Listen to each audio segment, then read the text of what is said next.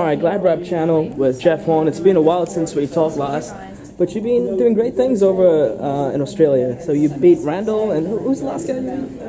Oh man. But it was a beautiful KO, right? Yeah. Yeah. Yeah, it was a good fight. It was a good performance. I took my time and just outboxed him. So that was Rico Mueller. Rico Mueller, that's the guy. So and now you're standing next to a legend.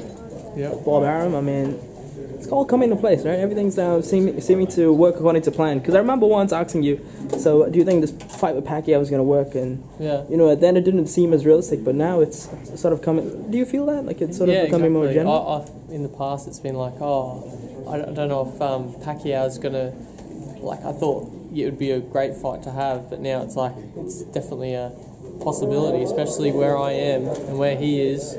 We're not far away from each other, that's for sure, especially with our connections with Bob now. Anything can happen. And he's not retiring at all, right? I thought after the Floyd fight that was sort of it. Yeah, I was thinking the same thing, but maybe he's got plans to have a few more, and I don't know. You got to beat a legend to become a legend. Yeah, I guess if you're good, you know, why stop, right? I mean, that's right. And he knows when is the right time, right? Exactly. Yeah. He got stopped bad against Marquez, but obviously he knew that was just a little mistake. Sometimes you get caught, right? Yeah, sometimes you zig when you should have zagged. So. Yeah.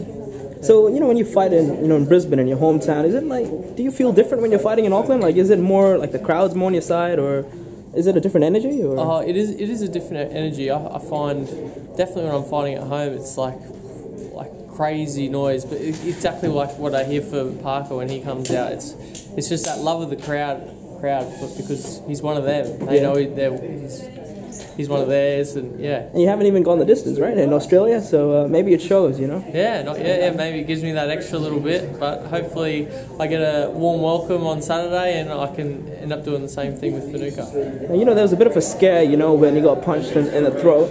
Just tell me a bit about that, because I was freaking out in New Zealand. I was like, oh man, is that it? Like, because it sounded pretty devastating. I mean, it was, right? It could have been a career-ending injury, really. It was punched me right in the throat. It did fracture my thyroid cartilage, so it was a hard shot. I couldn't talk straight after it had happened, and I was talking like Darren Lockyer for a while after. So when it happened, right? Were you inspiring? Like, did you know immediately something was wrong, or? I don't think I stopped straight away, but I got hit, and then. Did you continue, or? Like? Look, it's a bit of a blur now. Yeah. I think I did stop straight away. It got me.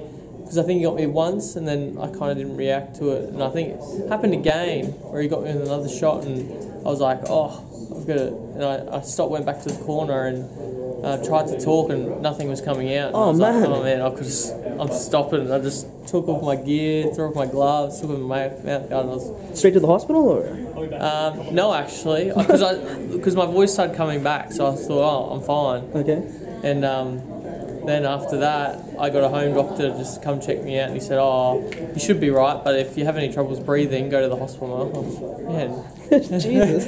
Just telling a professional athlete, if you have trouble breathing, go to the hospital. Yeah, exactly. But I was fine, and I got through the night, and the next day I was going to go to training, and because of what the doctor had said, it put it in my head as well, like, if you could have trouble breathing, I was like, I'm going to go to the hospital and check it out, and it was fractured, and I needed it fixed. Your larynx was fractured. Yeah. And at the moment, were you like, that's it, it's over, right? That's the end. Yeah. Did that creep into your head? Or? It did a little bit. Yeah. Kind of was like, is it really worth it? Like, it's my life in my hands. Do I really want to risk that? And I've been speaking to the doctors, and after talking to them, they said basically we'll be back to normal after X amount of time. And I was like, okay, well, I'm not going to let it stop me. I've got a dream. I've got to keep going. So now there's like a steel thing in there, is it? Like there's a steel plate in there. Did you feel anything different? Or? No, okay. Not at all. It's just maybe a little bit more claustrophobic, that's about all. Yeah? So does that change the mindset now when you're in the ring? Like, it's just more like... I don't think about it, to be honest. Yeah? It's not something I'm really thinking of. Unless I got probably a punch directly in the throat and it hurt, maybe then I'd start thinking about it, but...